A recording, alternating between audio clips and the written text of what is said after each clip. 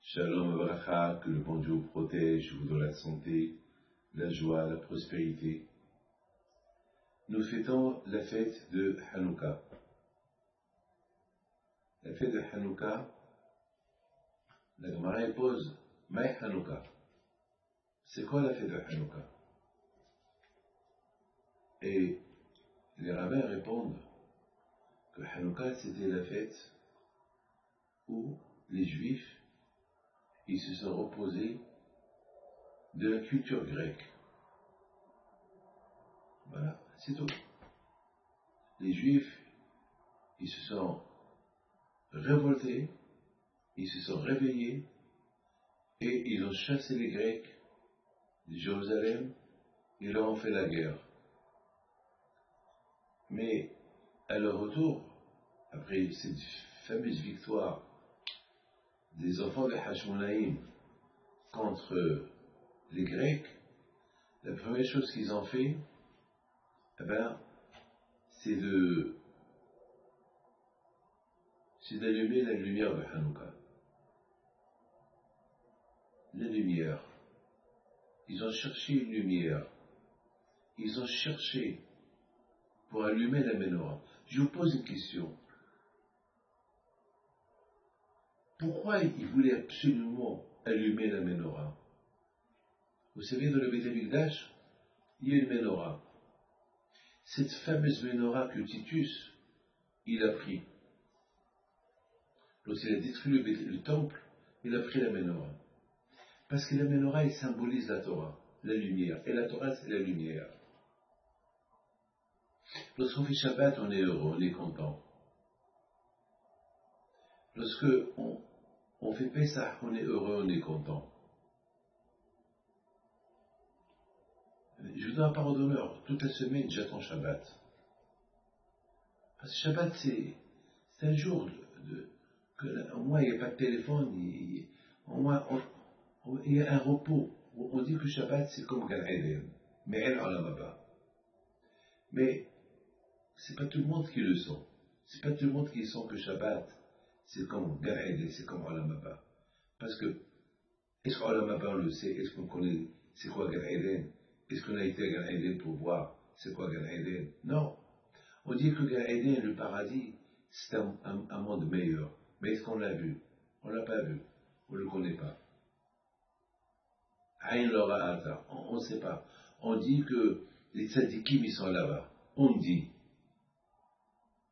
Mais est-ce qu'on a vu? Non, mais on a l'aïmouna. On vénère les tzadikim. On va chez Rabbi Shimon Bar Yochai. On va au Kotel. On a l'aïmouna que au Kotel, il y a là-bas la présence d'Hachem. C'est l'aïmouna, c'est la lumière, mes amis. Vous savez, mes amis, il y a deux sortes de... Il dit le Ramhal. Il y a deux sortes il y a deux sortes d'aveugles. Il y a un aveugle qui est aveugle parce qu'il est né aveugle, alors il ne voit pas. Il y a une autre sorte d'aveugle, c'est quelqu'un qui voit, mais il fait semblant qu'il ne voit pas. Quand beaucoup de fois ça arrive, on voit quelqu'un qu'on n'aime pas, on l'évite, on fait semblant qu'on ne l'a pas vu, pour ne pas lui dire bonjour, pour ne pas le saluer. On le déteste tellement que vraiment on veut l'éviter. Voilà, mes amis,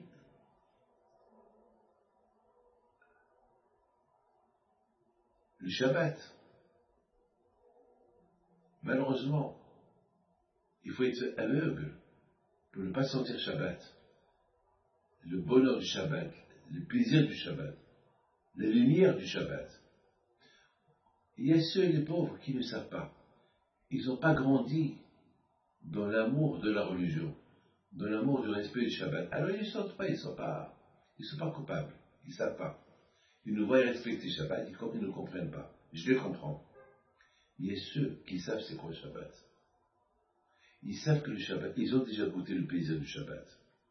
Ils savent c'est quoi le Shabbat. Ils savent c'est quoi. Je vous donne parole d'honneur, jamais j'oublierai.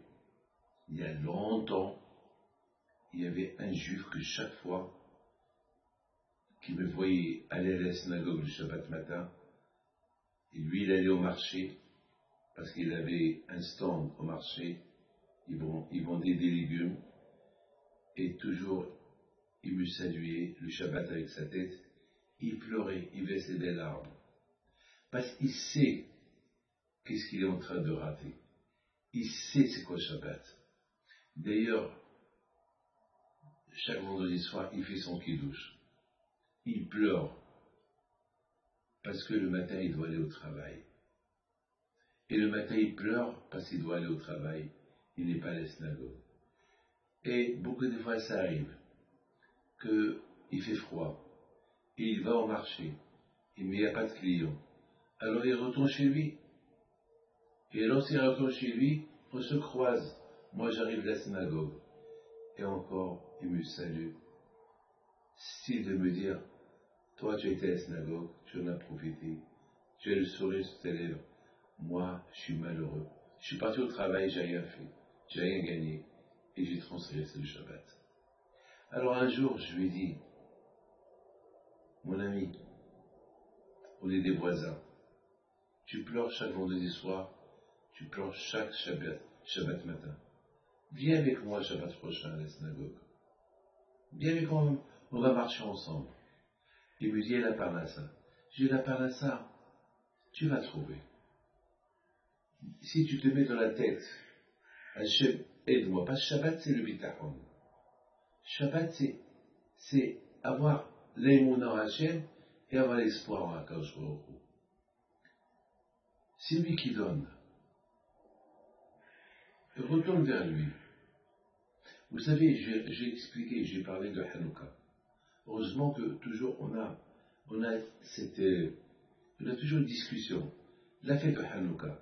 La fête de Hanouka, c'était pas une fête qui s'est passée à l'époque. La fête de Hanouka, c'est la fête de chaque jour. C'est la lumière de chaque jour. Chaque juif, c'est une Hanouka. Chaque juif, c'est une lumière qu'il allume en lui. Le juif, c'est une lumière déjà.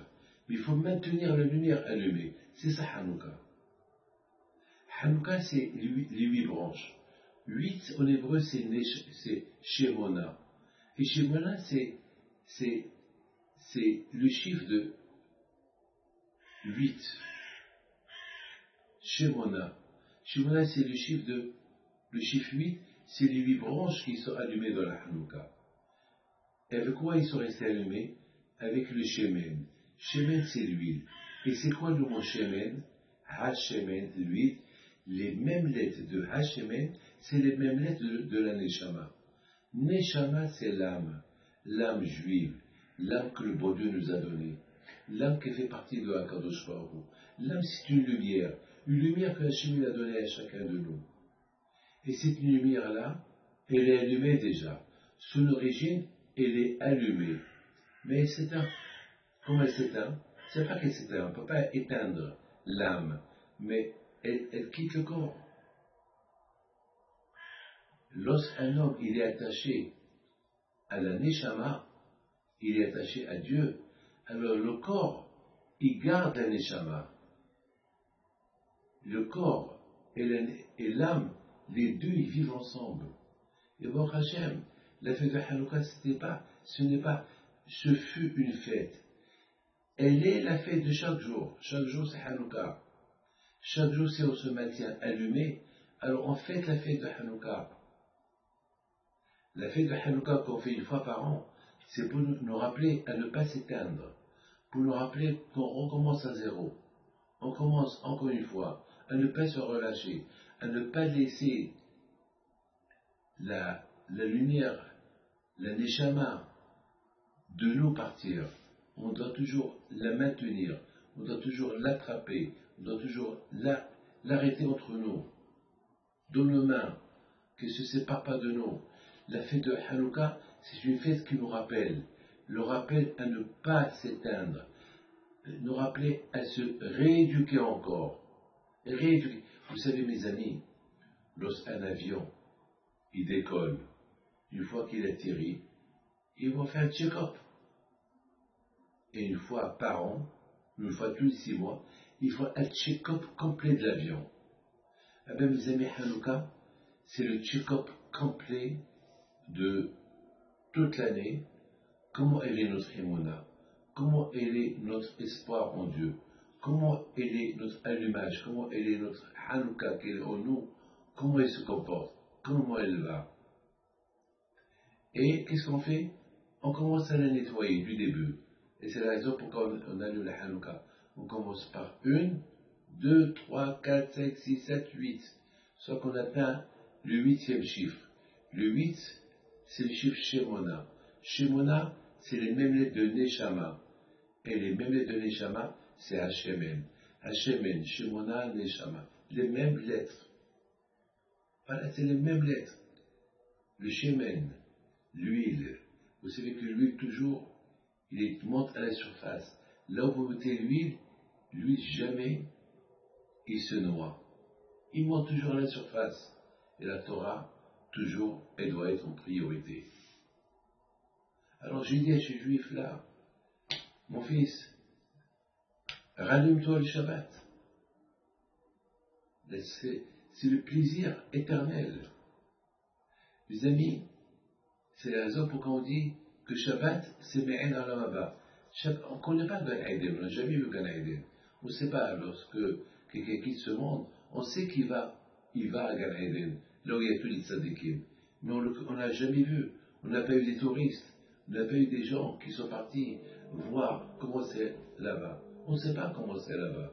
Mais tout ce que je peux vous dire, c'est que celui qui respecte Shabbat, celui qui goûte le Shabbat, et il va à la synagogue, et il fait ce que le Shabbat, ce qu'il n'a pas l'habitude de faire toute la semaine. Le Shabbat, c'est un goût très spécial. On va découvrir le repas, et il a notre goût. Tout, même dormir, c'est un autre goût. On va découvrir un autre monde, hors commun. Shabbat, écoutez bien, moi j'ai toujours dit que c'est dommage que Hachem, il n'a pas créé le monde en 7 jours, et le 8e jour, il se repose. Pourquoi Hachem il a choisi le 7e jour? Le contraire, le chiffre 8, c'est au-delà du temps. Le chiffre 8, il est très important dans la Kabbale. C'est au-delà du temps. C'est au-delà de ce qu'on peut imaginer. Et pourquoi quand je recours, il n'a fait que 7 jours? Il a créé le monde en 6 jours. Le 7e, il s'est reposé. Et après, on recommence encore dimanche, lundi, mardi, mercredi. C'est une question que je me suis posée. Et je me suis rendu compte que le chiffre 8, c'est Gan Eden. Le chiffre 8, c'est au-delà du temps, au-delà de notre imagination. Et Akadosh Baruch Hu, il ne pouvait pas se permettre de créer le monde en 7 jours et nous donner les 8 jours, parce qu'on ne pourrait pas exister. Parce que le 8e, c'est... Le monde ne peut pas tenir. Le chiffre 8 est tellement puissant qu'on ne peut pas tenir. Donc c'est la raison pourquoi quand Baruch Hu nous a donné, il a créé le monde en 6 jours et il s'est reposé le 7e jour. Comme ça, le 7e jour, il est collé avec le 8e jour. On peut goûter un peu c'est quoi Gan Eden, c'est quoi au-delà de là. Et c'est la raison pourquoi on dit que le Shabbat c'est Me'en Olam Haba. Mais le vrai Olam Haba, Aïn Lorat, personne ne le connaît.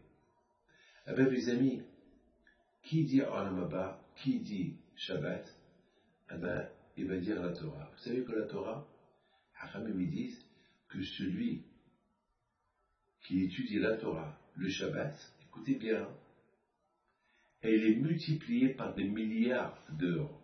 Ça veut dire, je peux étudier en semaine 1 heure ou 2 heures, et le Shabbat, je vais étudier 1 heure ou 2 heures de Torah. Eh bien, la mitzvah que je vais faire, elle est multipliée par milliards. Parce que le Shabbat, c'est le cadeau que le bon Dieu nous a donné.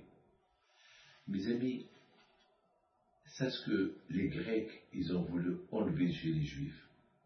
Ils ont voulu enlever et le Shabbat et Rosh Hashanah, et Kippour, et toutes les fêtes, et les mitzvot. Ça veut dire déconnecter le juif de Akadosh Baruch Hu. Pour que le juif il n'ait plus le plaisir spirituel du Shabbat, de l'étude de la Torah, des fêtes.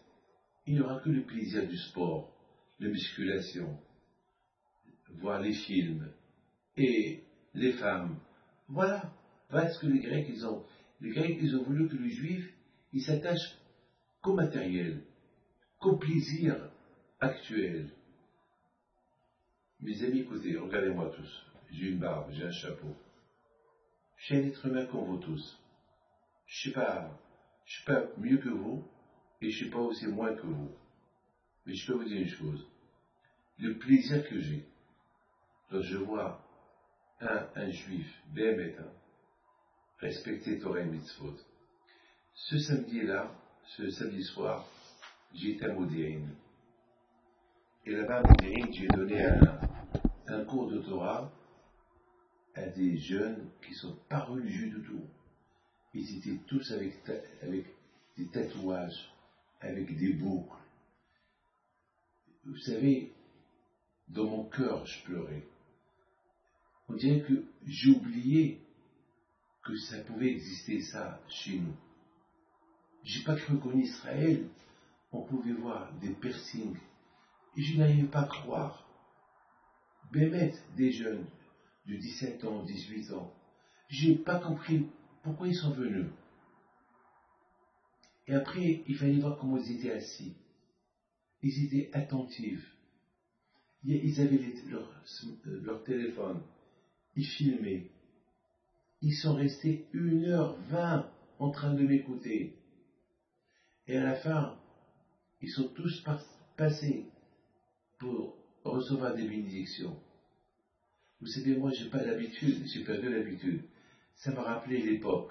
À l'époque, je faisais des cours de Torah à des gens qui sont loin de la Torah, à des gens qui veulent se rapprocher. Maintenant, je fais des cours de Torah avec eux, dans les yeshivot, dans les collèges, dans des endroits plus ou moins religieux. Et je me suis dit, David, tu te rends compte, tu es en train maintenant d'allumer la Hanouka. Chaque juif qui est là, c'est une Hanoukia, et tu es en train de l'allumer. Tu allumes ses origines, tu allumes son identité, tu l'allumes, David. Tu te rends compte ce que tu fais? Voilà, ils veulent t'écouter, ils sont là, ils ne sont pas sauvés. Il dit Shema Meler, Moshcheni Acharechanos. Tire-moi vers toi et je vais courir derrière toi. Tire-moi vers toi et je vais courir derrière toi. Moshcheni Acharechanos. Hiviani Amelech Hadara. Merci, David, tu m'as apporté chez le bon Dieu. Merci que tu m'as poussé. Si tu ne m'aurais pas poussé, ben je n'aurais pas couru derrière toi. Et je n'aurais pas le zéro, le mérite de rentrer au palais voir le roi. Merci. Merci, David. Vous ne pouvez pas imaginer. Lorsque je suis retourné à Ranana, après ce cours, j'ai pris sur moi que je vais commencer à refaire ce travail que je faisais avant. M'introduire chez nos frères juifs qui sont éloignés, qui sont égarés, que leur Hanouka, elle est éteinte. Mais la Hanouka, elle existe. Le corps, il est là. Il n'y a que la Neshama qui n'est pas là. La Neshama, elle tourne autour. Elle veut rentrer dans le corps, mais le corps ne la laisse pas rentrer. Parce que il vit dans ses tentations, il vit dans ses plaisirs, les plaisirs de la génération.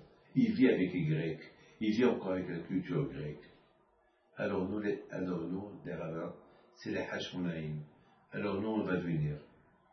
On va les allumer. Ça ne va pas être facile.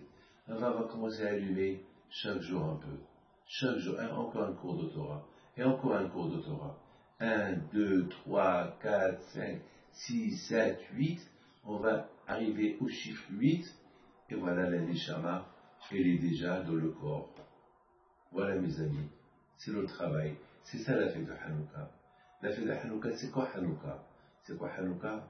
Hanouka, c'est comment le juif, il va retrouver sa Neshama. Comment le juif égaré, il va retrouver encore son repos. Hanouka, le repos. K, c'est le chiffre 21. Le chiffre 25. Le chiffre 25, c'est, avec le kollel, c'est 26. Ça veut dire se reposer avec Akadosh Baruch Hu. Le vrai repos d'un juif, c'est lorsqu'il s'approche à Akadosh Baruch Hu. C'est ça le repos. C'est ça le repos. Mes amis, Maï Hanouka, c'est quoi Hanouka? Chaque jour, on se pose cette question. Comment on peut se rapprocher à Akadosh Baruch Hu? C'est facile. Allume-toi. Va à la yeshiva. Mets tes tefs. Mets tes tefilines. Va à la synagogue. Fais un effort. Allume-toi. Sinon, alors c'est d'autres qui vont t'allumer. Et s'il n'y a pas d'autres qui vont t'allumer, malheureusement, ça sera la fin. Ça sera la neshama déconnectée du corps. Et malheureusement, il faut un miracle. Il faut un miracle que quelqu'un va venir allumer ce monsieur-là. Alors, Rabotai, j'ai vu ça, c'est ce samedi soir, je vous donne la parole d'honneur. Ce samedi soir, j'ai vu c'est quoi allumer un juif. J'ai oublié, parce que ça fait longtemps que j'ai plus refait ce travail-là. J'ai perdu mon contact avec les gens très égarés. Lorsque je les ai vus, j'ai pas compris. Mais ce que je dois vous dire, Kol hakavod de rabbin de Modéine, Kol hakavod le grand rabbin de Modéine, je ne parle pas de Modéine élite, je parle de Modéine, qu'il a ouvert un collège et qu'il envoie ses élèves, il envoie ses abrichim à gauche et à droite, et réunir des enfants pour les amener au Beth Midrash, pour leur donner un petit croissant, une boisson et un petit cours de Torah. Et il faut mettre quelqu'un qui vient taper fort, Makeba Patish. Alors on m'a invité pour taper fort tous ces bougies qui sont presque allumées, mais la lumière n'est pas encore attachée à la flamme. La flamme, elle n'est pas encore, elle ne monte pas encore. Elle est encore attachée à ce monde-là.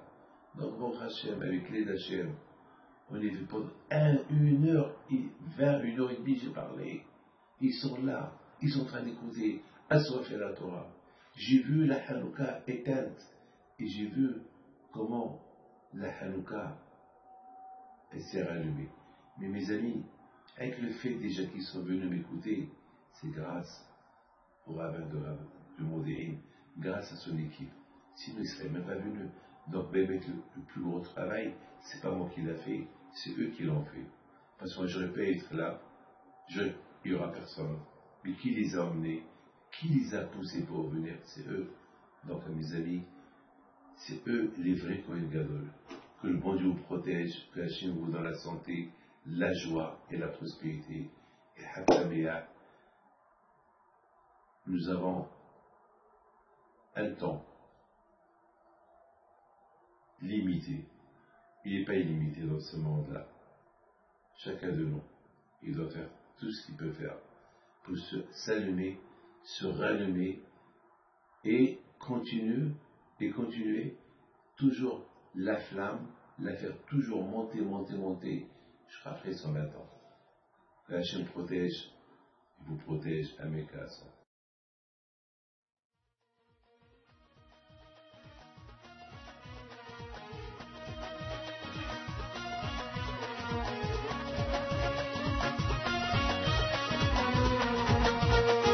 Non tu